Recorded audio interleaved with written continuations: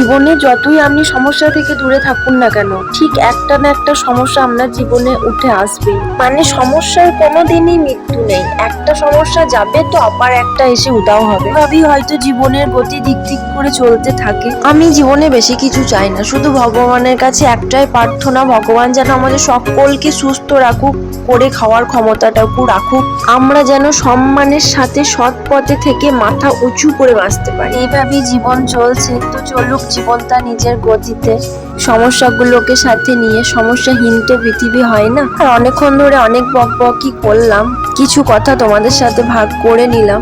তো এবার তোমরা বলো কেমন আছো।